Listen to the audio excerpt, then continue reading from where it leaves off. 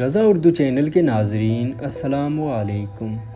آپ کا میزبان احسن سلیم ہمیشہ کی طرح آپ کی خدمت میں حاضر ہے۔ تو آج میں آپ کے لیے لے کر آیا ہوں سر رضا احمد سلطانی کے ناول مومنہ کی قسط نمبر 14 اور 15۔ تو آج کی ایپیسوڈ کو سننے سے پہلے ہمارے چینل کو ضرور سبسکرائب کر لیں۔ تو آئیے آپ کو سناتے ہیں آج کی ایپیسوڈ۔ اندر لالا آیا ہوا ہے، آپا کے ساتھ گپ شپ کر رہا ہے۔ سحر نے باہر سے آتی ہوئی ایمن سے کہا، ناشتہ کر چکے ہیں وہ دونوں؟ ایمن نے نقاب کو اتار کر غصے سے پھینک دیا۔ تمہیں کیا لگے کر چکے ہوں یا نہیں، جائیں جہنم میں۔ سحر نے ایمن کو بیٹھنے کا اشارہ کیا۔ آج دونوں کو جہنم میں پہنچا کر ہی چھوڑوں گی۔ مومنہ درست کہتی تھی، اس زندگی سے بہتر ہے کہ ہم اپنے حق کے لیے لڑتے ہوئے مر جائیں۔ ایمن کا چہرہ لال سرخ ہو رہا تھا۔ چلا میرے ساتھ۔ ایمن نے سحر کا بازو پکڑا اور کچن کی طرف لے گئی۔ یہ ناشتہ کس کے لیے ہے؟ ایمن نے کچن میں داخل ہوتے ہوئے پوچھا۔ ہاتھ نہیں لگانا، لالا کے لیے ہے، مزین نے کہا۔ اچھا تم جاؤ ٹیبل صاف کرو، میں لے کر آتی ہوں، ایمن نے مزین کو کہا۔ ٹھیک ہے، مزین کہتے ہوئے کچن سے باہر نکل گئی۔ سحر دروازے پر کھڑی ہو جاؤ اور کسی کو اندر مت آنے دینا۔ ایمن نے سحر کو دروازے کی طرف بھیج دیا اور جلدی سے گولیاں نکال کر چائے میں ڈالنے لگی۔ یہ کیا کر رہی ہو ایمن؟ سحر نے حیران ہو کر پوچھا۔ کچھ نہیں، تم بس دیکھتی جاؤ آج ہوتا کیا ہے۔ ایمن نے چمچ سے گولیاں حل کی اور ٹرے اٹھا کر لالا کے کمرے کی طرف چل پڑی۔ یہ کپ چوکیدار کو دے آؤ۔ ایمن نے سحر کو ایک کپ دیا جس میں بھی اس نے گولیاں مکس کر کے رکھی تھی۔ بس آدھا گھنٹہ اور پھر تماشا دیکھو ہوتا کیا ہے۔ ایمن سکون کے ساتھ آ کر کمرے میں بیٹھ گئی۔ اگلے سین میں مومنہ کی آنکھ کھلی تو وہ ایک ہاسپٹل کے کمرے میں تھی۔ اس کے پاس ایک نرس کھڑی اسے پٹیاں کر رہی تھی۔ باقی جسم پر ہلکی ہلکی خراشیں ہیں، بس یہ ہاتھ کا زخم تھوڑا گہرا ہے۔ کٹ لگا ہوا تھا آپ کو، شاید آپ کو تو محسوس بھی نہیں ہوا۔ اس کا بہت خیال رکھنا پڑے گا۔ مجھے یہاں کون لے کر آیا ہے؟ مومنہ نے نرس سے پوچھا۔ آرمی والے لے کر آئے تھے آپ کو، اب نام نہیں مجھے معلوم، لیکن وہ آئیں گے ضرور آپ سے ملنے کے لیے۔ آپ کے لیے کچھ کھانے کے لیے لاتی ہوں، آپ انتظار کریں۔ کون تھا وہ جو مجھے اتنے قریب سے جانتا تھا؟ کیا میرے گھر والے مجھے مردوں میں شامل کر چکے ہیں؟ انہوں نے میری خبر لینا چھوڑ دی ہے۔ مومنہ کے ذہن میں طرح طرح کے سوالات آ رہے تھے۔ السلام علیکم، کیسی ہیں آپ؟ مومنہ نے سر اٹھایا تو سامنے ایک نوجوان مسکراتے ہوئے کھڑا تھا۔ جی میں اچھی ہوں، مومنہ نے کانپتے ہوئے جواب دیا۔ میرا نام جواد رشید ہے۔ میرے گاؤں والے جواد؟ مومنہ کے چہرے پر سکون کی ایک چمک نمودار ہوئی۔ جی آپ کے گاؤں والا ہی، آپ کے محلے والا جواد۔ جواد کرسی پر بیٹھ گیا۔ گھر پر سب کیسے ہیں؟ امی جان کا کیا حال ہے؟ اور حیدر؟ مومنہ خاموش سی ہو گئی۔ سچ پوچھیں تو مجھے خود اتنا پتہ نہیں ہے، 7-8 ماہ ہو گئے ہیں گھر نہیں گیا۔ لاسٹ ٹائم آپ کی امی کی طبیعت ٹھیک نہیں تھی، میں مل کر آیا تھا۔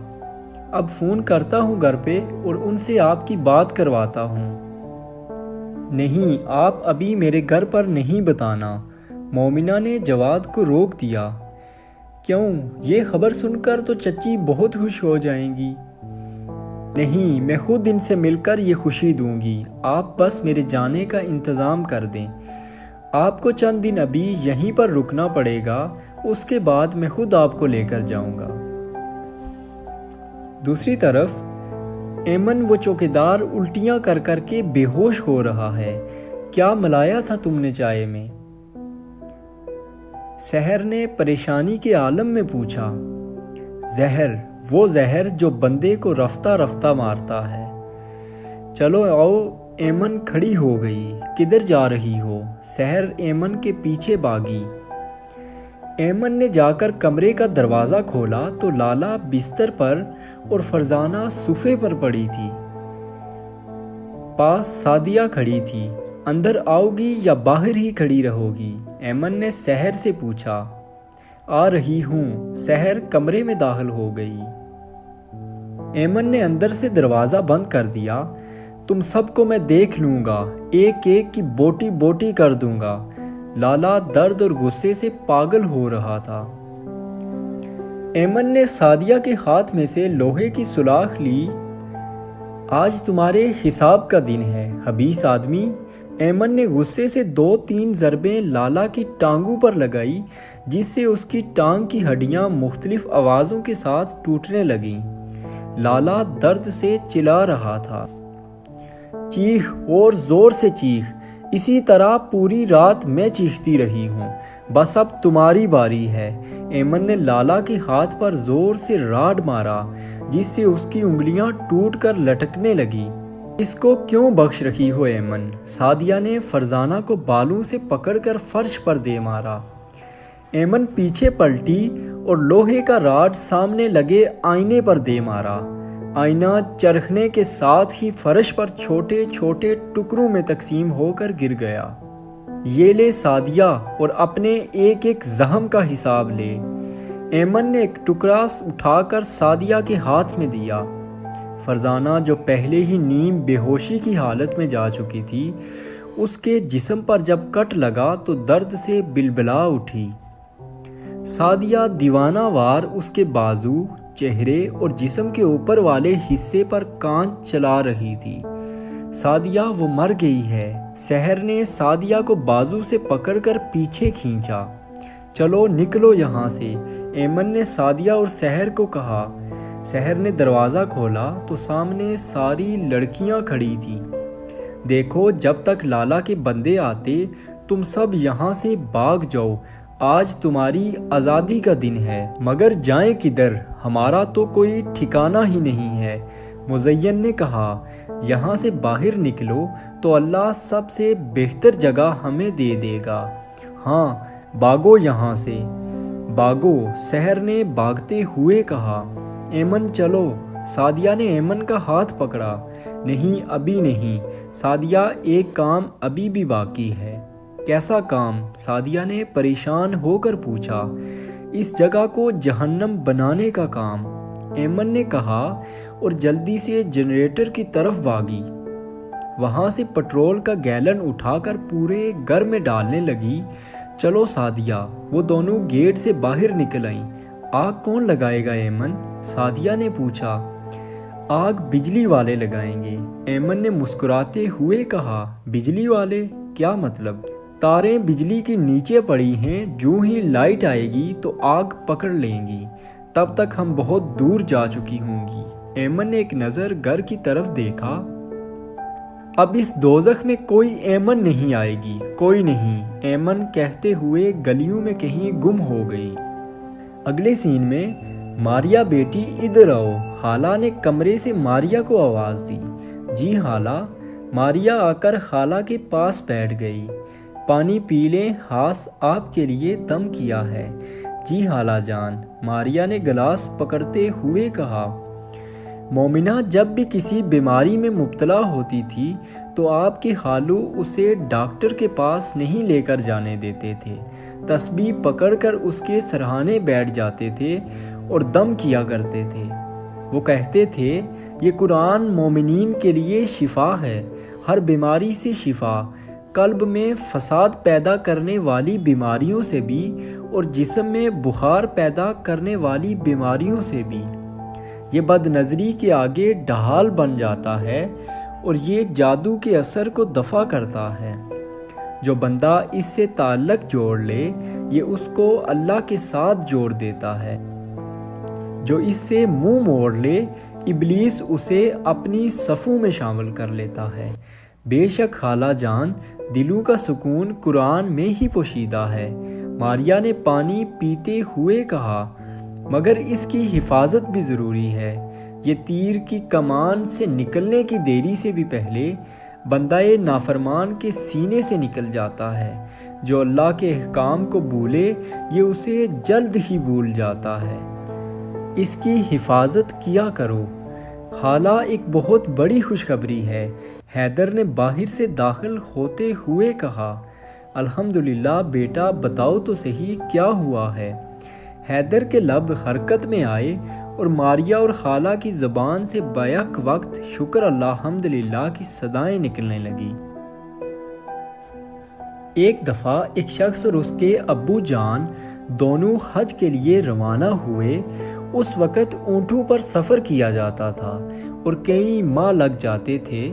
مکہ مکرمہ کی سرزمین پر پہنچتے پہنچتے راستے میں وہ رات گزارنے کے لیے رکے تو اس شخص کے ابو جان فوت ہو گئے۔ تھوڑی دیر غم منانے کے بعد بیٹا اٹھا کہ اپنے باپ کا چہرہ چادر سے ڈھانک دے تو کیا دیکھتا ہے کہ اس کے باپ کا چہرہ گدھے کے چہرے کے جیسا ہو گیا تھا۔ وہ کیوں پھپھو مقدس؟ زاہد نے پوچھا۔ وہ اپنی زندگی میں کوئی بہت بڑا گناہ کرتا تھا، اس لیے، مقدس نے سامنے بیٹھے بچوں کی طرف دیکھ کر کہا۔ پھر کیا تھا؟ بیٹا روتا جا رہا تھا کہ جب اس کے باپ کا چہرہ لوگ دیکھیں گے تو کیا کہیں گے؟ اسی دوران اسے نیند آ گئی۔ وہ خواب میں کیا دیکھتا ہے کہ ایک شخص سفید کپڑے زیب تن کیے اس کے خیمے میں داخل ہوا اور اس کے باپ کے چہرے کو دیکھا۔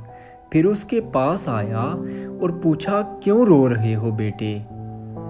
اس لڑکے نے جواب دیا کہ میرا باپ مر گیا ہے اور اس کا چہرہ گدھے کے چہرے جیسا ہو گیا ہے۔ سفید کپڑوں والے شخص نے کہا، جا کر دیکھو تو صحیح، تمہارے باپ کا چہرہ تو چاند کی طرح روشن ہے۔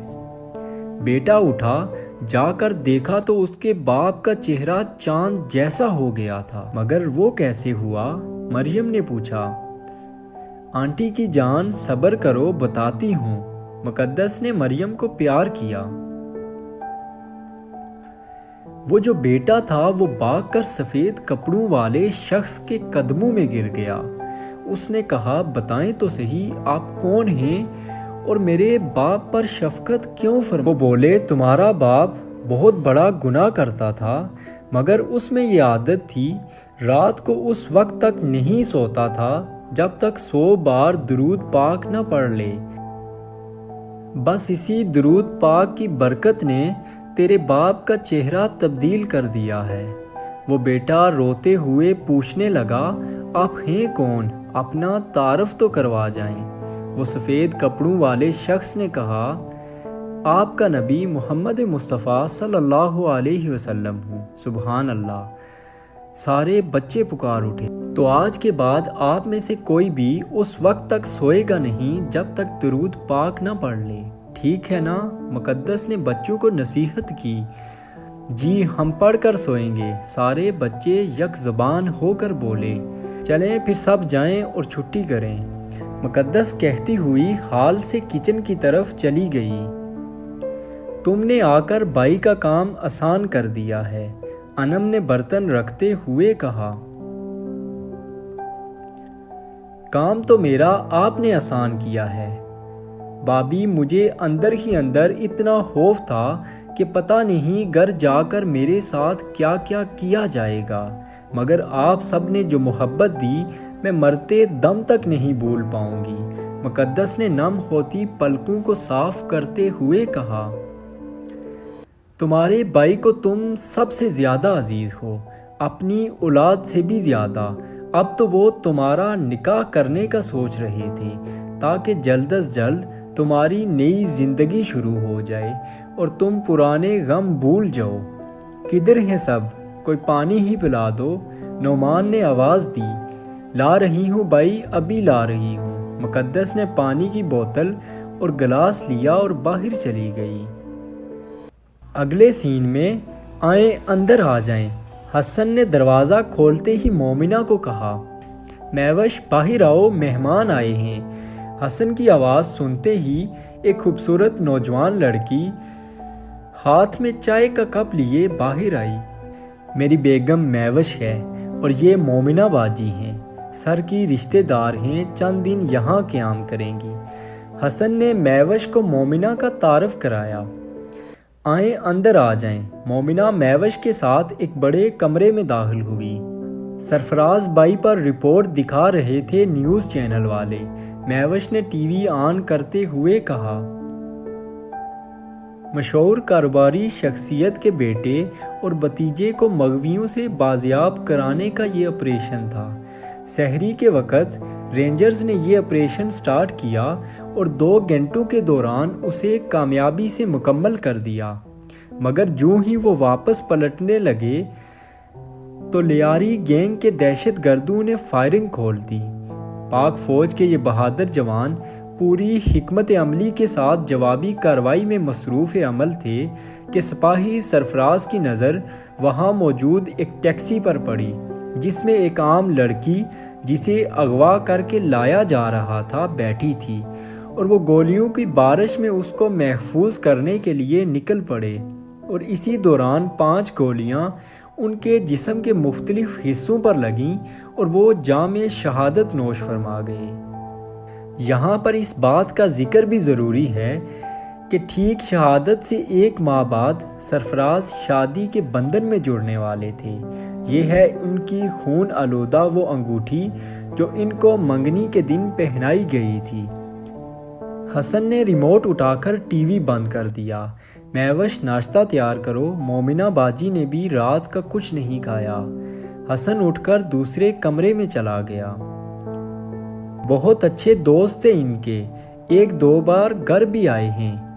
ناشتہ تیار کرتی ہوں۔ مومنہ نے دونوں ہاتھ بلند کیے اور سرفراز کے لیے دعا کرنے لگی۔ اللہ کا لاکھ لاکھ شکر ہے جس نے ہمیں اپنے گھر کی زیارت کرنے کا موقع عطا کیا۔ حالہ عمرے کے ویزے ہونے کی خوشخبری سن کر اللہ کا شکر ادا کرنے لگی۔ جی حالہ، میری تو برسوں سے خواہش تھی کہ اللہ آپ کو اپنے گھر میں بلائے۔ حیدر، اب آپ جلدی سے ٹکٹ کرائیں تاکہ ہم جلد از جلد حضور پاک کے روضہ مبارک کے سامنے کھڑے ہوں۔ کیوں نہیں، جتنی جلدی ممکن ہو سکے میں کروں گا، مجھے بھی جلدی ہے وہاں جانے کی۔ بیٹا جاؤ، کچھ میٹھا بناؤ، اللہ کا شکر ادا کرتے ہوئے مسجد کے بچوں میں تقسیم کرو۔ اللہ خیریت سے آگے کا سفر بھی مکمل کرے، آمین، ماریا اور حیدر نے ایک ساتھ کہا۔ اگلے سین میں شام کو ہو سکتا ہے کہ جواد صاحب بھی میرے ساتھ آئیں، اچھا سا کھانا تیار کر دینا۔ حسن گیٹ پر کھڑا میوش کو ہدایت کر رہا تھا، اور مومنہ کا خیال رکھنا، بہت تکلیفوں سے گزر کر یہاں پہنچی ہیں۔ جی آپ بے فکر ہو کر جائیں، میوش نے دروازہ بند کرتے ہوئے کہا۔ مومنہ کمرے کی کھڑکی کے پاس بیٹھی اپنے اوپر گزرنے والی آزمائشوں کو یاد کر کر کے اللہ کا شکر ادا کر رہی تھی، جس نے اسے ہر امتحان میں ثابت قدم رکھا اور اپنی خاص نصرت سے نوازا۔ اچانک اس کے کانوں میں چیخنے اور چلانے کی آوازیں پڑی۔ یہ ایک لڑکی کی آواز تھی۔ آواز اتنی درد بھری تھی، مومنہ بھاگتی ہوئی باہر گیٹ کے سامنے آ گئی۔ وہاں پہ میوش کھڑی تھی۔ میوش مومنہ سے کہنے لگی کہ یہ ساتھ والے گھر میں بچی کی آواز ہے، اس پر جنات کا سایہ ہے، اسے جب بھی پیر صاحب کے پاس لے کر جاتے ہیں ایسے ہی روتی اور چلاتی ہے۔ میوش ابھی یہ بات کہہ رہی تھی کہ اس کو دھکا دیتے ہوئے ایک 18-20 سال کی لڑکی بکھرے بال، سرخ چہرے کے ساتھ بھاگتی ہوئی اندر داخل ہوئی۔ باجی بچا لو مجھے، وہ میوش کے پیچھے چھپ رہی تھی، وہ بہت مارتا ہے، باجی بچا لو مجھے، وہ بہت مارتا ہے مجھے۔ وہ لڑکی میوش کی منتیں کرنے لگی۔ اسی دوران گیٹ سے 2 عورتیں داخل ہوئیں۔ تانیہ، نہ ضد کرو، چلو، کیوں تماشا لگا رہی ہو؟ رات پھر نہ خود سوگی اور نہ ہمیں سونے دو گی۔ یہ لڑکی سر کا درد بنی ہوئی ہے، وہ خاتون میوش کو بتا رہی تھی۔ میوش نے تانیہ کا بازو پکڑ کر اس خاتون کے ہاتھ میں دیا تو تانیہ پھر سے چیخنے لگی۔ دیکھا کیسے جنات اس کو روک رہے ہیں تاکہ پیر صاحب کے پاس نہ جائے۔ دوسری خاتون نے تانیہ کو بازو سے پکڑتے ہوئے کہا۔ تانیہ چیخیں مار مار کے سب کو مدد کے لیے پکار رہی تھی۔ چھوڑو اسے، چھوڑ دو اس کو، مومنہ نے غصے سے کہا۔ کوئی جنات نہیں ہے اس پر، بند کرو یہ ڈرامہ، نہ ظلم کرو اس پہ۔ مومنہ کی آواز میں اتنا جلال اور رعب تھا کہ دونوں خواتین تانیہ کو چھوڑ کر پیچھے ہٹ گئیں۔ مومنہ تانیہ کے پاس بیٹھ گئی اور پیار سے اس کے سر پر ہاتھ پھیرتے ہوئے اس کے بکھرے بالوں کو سیدھا کرنے لگی۔ ڈرو مت، اللہ سب بہتر کرے گا۔ میوش باجی پانی کا ایک گلاس لا کر دیں۔ مومنہ نے تانیہ کو محبت سے اپنے سینے سے لگایا اور قرآنی آیات پڑھ کر دم کرنے لگی۔ میوش پانی لے کر آئی۔ مومنہ نے پانی تانیہ کو پلانا شروع کیا۔ تانیہ بے حالی کی کیفیت سے باہر آنے لگی۔ اٹھو اندر چلو، شاباش۔ مومنہ نے تانیہ کو سہارا دیا۔ آپ جائیں، یہ ٹھیک ہو جائے گی اور اسے اب کبھی سر میں درد نہیں ہوگا۔ مومنہ نے لوگوں کی طرف دیکھ کر کہا جو تماشا دیکھنے کے لیے جمع ہو گئے تھے، اور تانیہ کو لے کر اندر آ گئی۔ اگلے سین میں اس بدچلن لڑکی کو میں کبھی بھی بیاہ کرنا لاؤں۔ سن لو انم، شازیہ نے غصے سے کہا۔ دیکھیں بابی، نہ ہی وہ بدچلن ہے اور نہ ہی اس کے کردار پر کوئی داغ ہے۔ رہی بات طلاق کی تو وہ نبیوں رسولوں کے زمانے سے ہوتی آئی ہیں، اور طلاق تو کسی کو بھی ہو سکتی ہے۔ بھائی آپ بتائیں، آپ کیا چاہتے ہیں؟ انم نے خالد کی طرف دیکھتے ہوئے کہا۔ دیکھو انم، اگر تمہیں یہاں نعمان نے بھیجا ہے تو اس کو ایسا نہیں کرنا چاہیے تھا۔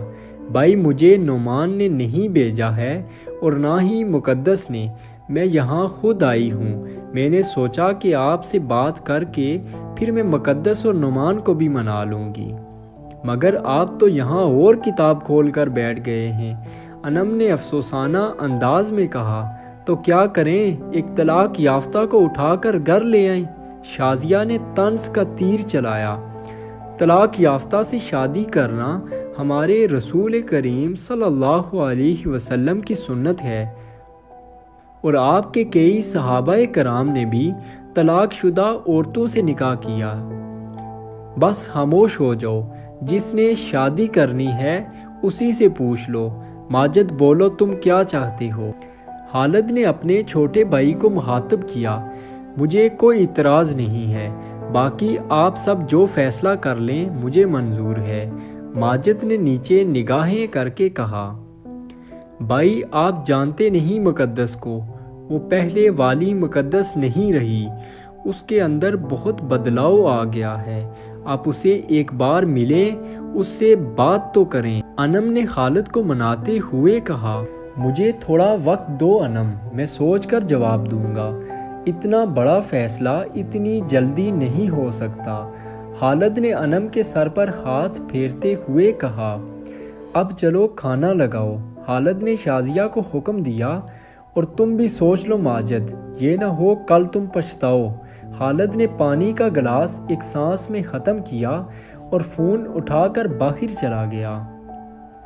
اگلے سین میں آپ تو اس کی ماں ہیں، آپ اپنی بیٹی کو اس ظالم کے سپرد کیسے کر دیتی تھی؟ مومنہ نے سامنے بیٹھی خاتون سے سوال کیا۔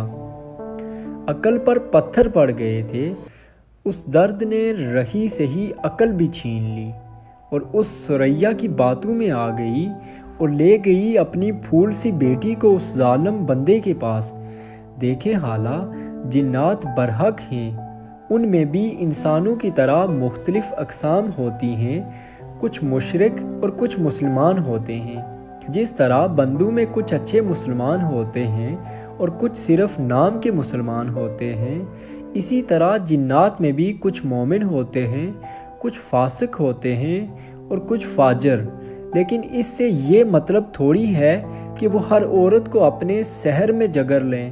بچیاں جب جوان ہونے لگتی ہیں تو ان میں بے شمار مسائل پیدا ہو جاتے ہیں، غلط سنگت سے وہ غلطیاں کر بیٹھتی ہیں، ان کو طرح طرح کی پریشانیاں گھیر لیتی ہیں، جس کی وجہ سے وہ ذہنی تناؤ کا شکار ہو جاتی ہیں۔ ڈاکٹر اس بیماری کو ڈپریشن کہتے ہیں۔ اس بیماری کی وجہ سے سر درد ہونا، نیند نہ آنا، بھوک نہ لگنا، طرح طرح کی عجیب و غریب شکلیں یا چیزیں نظر آنا، جسم میں ارتعاش پیدا ہونا، جھٹکے لگنا اور بھی پتہ نہیں کیا کیا انسانوں کے ساتھ ہوتا ہے۔ اور پھر یہ دولت اور عورت کی ہوس رکھنے والے بھیڑیے، جنات، سایہ جادو کا اثر، تعویذات کا ہونا، اس طرح کے نام دے کر عام اور سادہ لوگوں کو لوٹتے رہتے ہیں۔ مگر بیٹا، تانیہ نے خود کہا تھا، اس بندے کے سامنے مجھے جنات نظر آتے ہیں، یہ پھر کیوں ہوا؟ خالہ، اس گلاب کے پھول کے مانند جسم رکھنے والی بچی کے سامنے جب اتنا بڑا مرد بیٹھا ہوگا، اس کے ریشمی چہرے پر تھپڑ مارے گا تو وہ وہی بولے گی جو اگلا بندہ سننا چاہتا ہے۔ آپ کی بیٹی سے ایک خطا ہو گئی ہے جس کے ڈر سے وہ اس حال میں پہنچی ہے۔